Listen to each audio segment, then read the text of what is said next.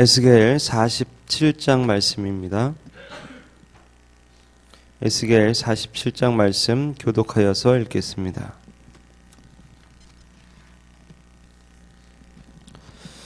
그가 나를 데리고 전문에 이르시니 전면이 동을 향하였는데 그 문지방 밑에서 물이 나와서 동으로 흐르다가 전우편 제단 남편으로 흘러 내리더라.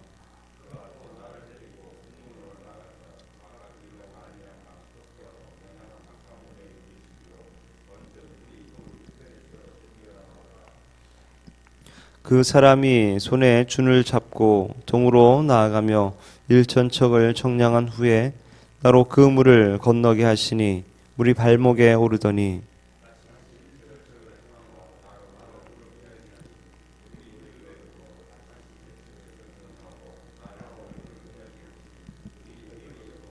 다시 일천척을 청량하시니 물이 내가 건너지 못할 강이 된지라. 그 물이 창일하여 헤엄할 물이요 사람이 능히 건너지 못할 강이더라.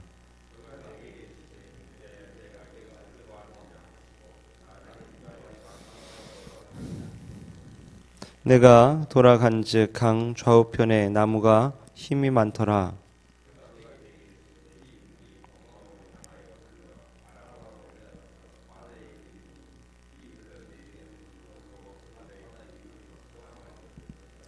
이 강물이 이르는 곳마다 번성하는 모든 생물이 살고 또 고기가 힘이 많으리니 이 물이 흘러 들어가므로 바닷물이 소성함을 얻겠고 이 강이 이르는 각처에 모든 것이 살 것이며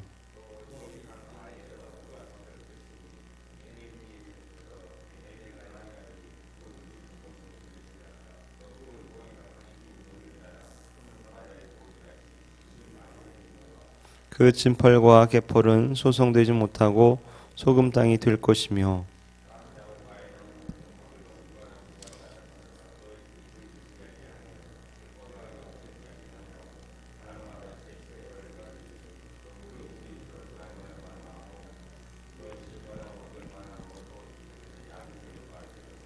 나 주 여호와가 말하노라. 너희는 이 지게대로 이스라엘 12지파에게 이 땅을 나누어 기업이 되게 하되 요셉에게는 두 분깃이니라.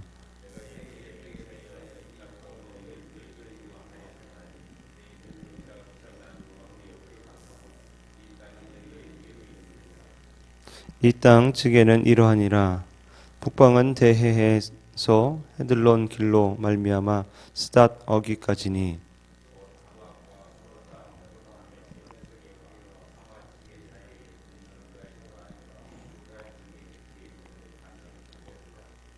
그 지게가 바닷가에서부터 다메섹 지게에 있는 하살 에논까지요. 그 지게가 또 그 북방에 있는 하마 지게에 미쳤나니 이는 그 북방이요.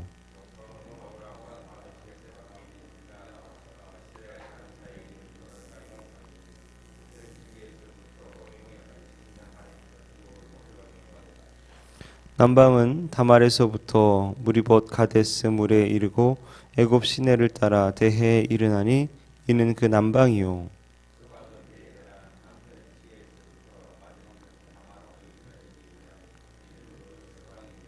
그런즉 너희가 이스라엘 모든 지파대로 이 땅을 나누어 차지하라.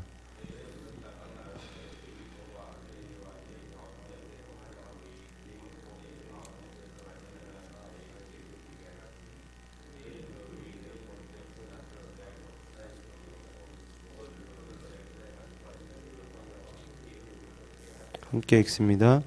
외인이 우거하는 그 지파에서 그 기업을 줄지니라. 나 주 여호와의 말이니라. 아멘.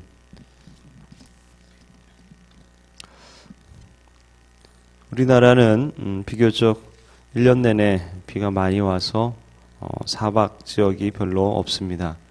그러나 북아프리카나 팔레스타인 땅은 비옥한 데 비해 비가 오지 않아서 사막이 많이 있습니다. 비록 나무가 심겨져 있고 식물들이 자라는 곳들도 있지만 물이 많지 않기 때문에 우리와는 비교되지 않는 그런 척박한 그런 땅인 것입니다. 우리 사람들의 마음도 하나님의 은혜의 비가 오지 않게 되면은 오지 않는 일은 없지만은 닫아놓고 받지 못하게 되면 점점 사막으로 변하게 됩니다. 요즘 사람들의 마음이 매우 척박한 황무지가 되어 가고 있는 것 같습니다. 세상은 점점 죽음의 바다가 되어서 그야말로 독종이거나 아니면은 기형 아니면 살 수 없는 그런 상황이 되고 말았습니다. 마치 오염된 강에서 사는 물고기들이 뭔가 좀 등이 휘어 있거나 혹이 달려 있거나 이상하게 변형된 상태로 살다가 물이 더 오염되면은 모두 죽어서 물에 떠오르는 것처럼 그런 상태에서 살아가는 것입니다. 진정한 사랑도 모르고 진정한 진리도 모르고 정말 가치 있는 것도 모르고 있습니다. 그저 죽지 않으려고 몸부림치며 생존해 있는 상태와 같다라는 것이죠. 근데 하나님께서는 너무나도 놀라운 일을 행하셨습니다. 그것은 예수 그리스도를 통해서 이 세상에 생수의 강이 흘러 들어가게 하신 것입니다. 이 물을 마신 자마다 죄로 인하여서 기형이 된 정신과 몸이 다 치료가 되고 진정한 축복의 삶을 살 수 있게 되는 것입니다. 그래서 더 놀라운 것은 이 생수가 결국은 세상까지 흘러가서 썩어 있는 세상까지 다 살리게 된다라는 것입니다. 오늘 본문은 에스겔서의 마지막 클라이막스입니다. 하나님께서는 에스겔에게 회복되는 성전의 비전을 보여주셨습니다. 이 성전은 단순히 구약시대 때 불타서 없어진 성전을 다시금 재건하는 그런 것을 말하지 않습니다. 하나님께서 에스겔에게 보여주신 성전은 오히려 신약시대에 세워질 믿음의 공동체를 말하고 있는 것입니다.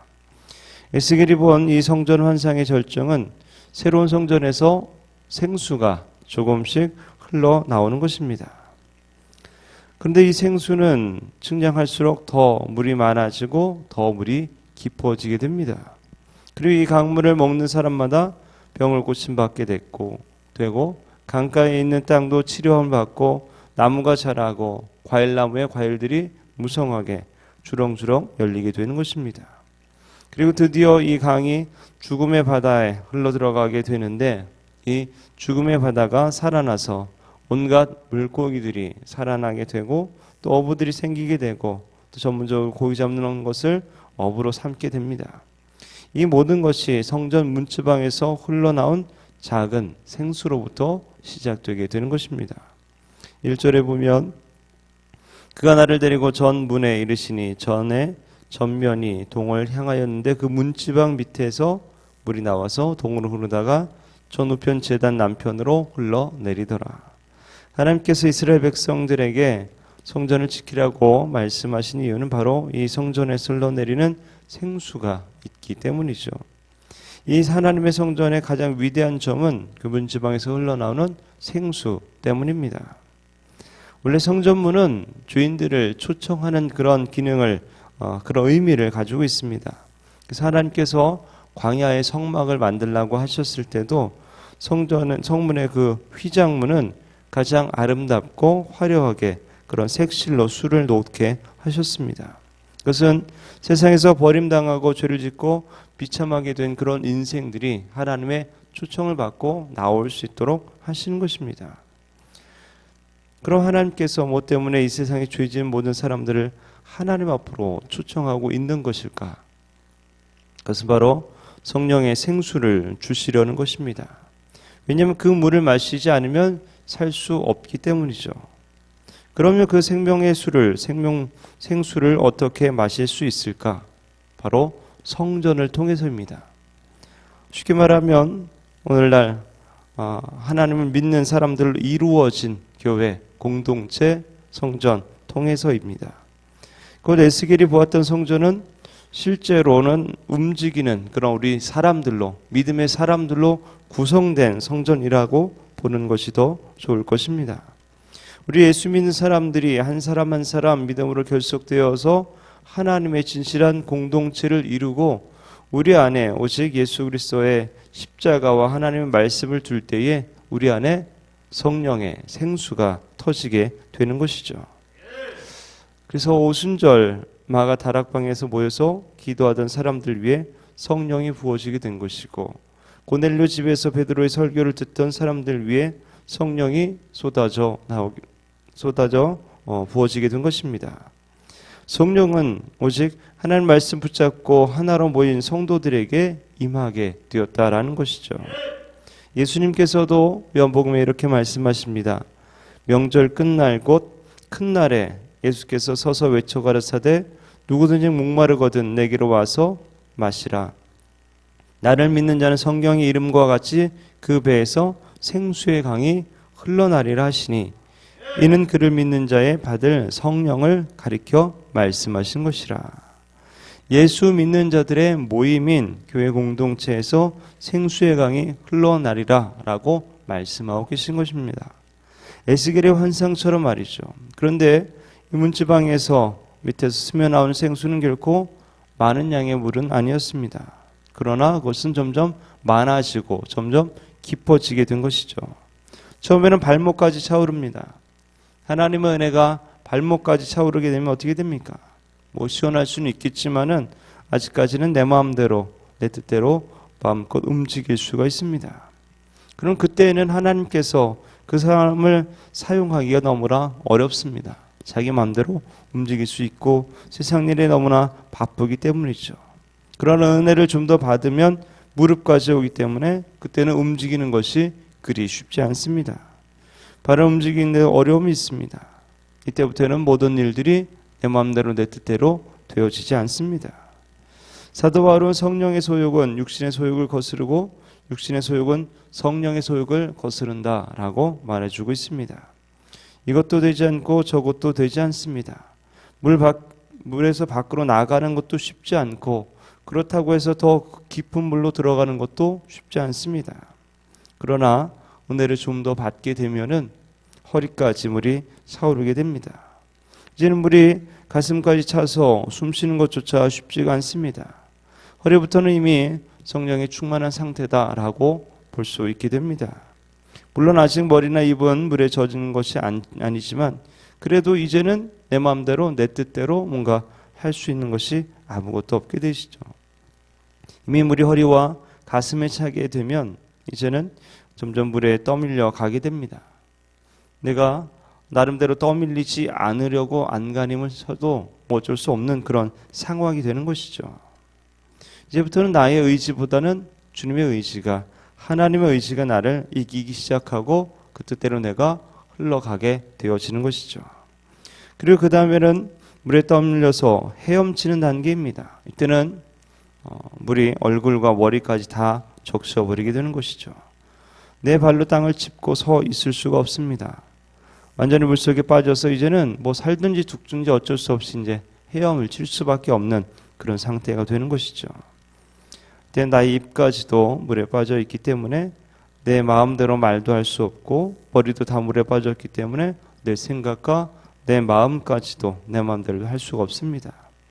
이제 나의 의지는 없고 오직 성령께서 나를 완전히 지배하고 그래서 마음대로 이끌어 가시는 그런 상태가 되어지게 되는 것이죠. 이럴 때 우리는 성령의 충만함과 성령님이 이끄시는 놀라운 일들을 체험할 수 있게 되는 것입니다. 우리는 성령 안에서 헤엄치며 다닐 수 있어야 합니다. 하나님의 깊은 은혜 바다 속에 들어가서 그 속을 경험할 수 있어야 합니다. 과거에 인도네시아에서 쓰나미가 덮쳤을 때에 살아남은 사람이 있다 그러죠. 바닷속에서 스쿠버하는 사람들은 무사했다고 합니다. 왜냐하면 바닷속 깊은 곳에서는 쓰나미가 영향을 주지 못했기 때문이죠. 지금 여러분의 상태는 어떻습니까? 그래도 이 새벽에 이렇게 나오는 거 보면 아마 허리 이상은 되는 것 같습니다. 이제 우리는 어디 갈 데도 없습니다. 가면 우리가 어디로 가겠습니까? 베드로가 이런 얘기를 하죠. 영생하는 말씀이 주께 있는데 우리가 어디로 가겠습니까? 오직 우리는 하나님의 은혜의 바다에 깊이 잠기는 일 외에는 더 대안이 없습니다. 그리고 그렇게 될 때 우리는 변화되고 새로워지게 되고 다시금 세상 가운데에 흘러가게 되는 것이죠. 강 좌우에 나무가 자라고 열매가 맺히고 잎은 약이 되어 많은 이들을 풍성케 살리는 그런 역할을 하게 되는 것입니다. 12절 말씀 보면 강 좌우가에는 각종 먹은 실과나무가 자라서 그 잎이 시들지 아니하며 실과가 끊치지 아니하고 달마다 새 실과를 맺으리니 그 물이 성소로 말미암아 나옴이라. 그 실과는 먹을 만하고 그 잎사귀는 약재료가 되리라. 성령으로 충만해진 우리가 있는 그곳에 우리가 성령의 열매를 맺게 될 때 세상 사람들의 마음속에도 뭔가 도덕심이 생기고 윤리의식이 생기게 되고 질서의식이 생기고 남을 위해서 희생하거나 헌신하거나 봉사하는 그런 선한 일들이 자꾸 생겨지게 되는 것이죠. 아무리 흙탕물이라도 맑은 물을 계속 흘려보낸다면 결국 변화하게 되겠죠. 조금의 어떤 맑은 물은 아무 힘도 없겠지만 그것이 지속적으로 계속 흘러갈 때는 결국 선한 영향력을 끼칠 수 있게 되는 것입니다. 그럴 때 세상은 변화되는 것이죠. 누구를 탓할 것이 아니라 내가 먼저 나로부터 시작해야만 합니다. 그래야 세상은 비로소 변화될 수 있는 것이죠. 바라긴 저와 여러분이 생수의 강에 흠뻑 잠기어서 날마다 성령 충만으로 살아가시기 바랍니다. 그리고 그러한 삶으로 세상 속에서 성령의 열매를 맺어 다른 이들을 풍성케 하며 또한 살리는 그런 축복의 통로로 쓰임받게 되기를 주님의 이름으로 축원합니다.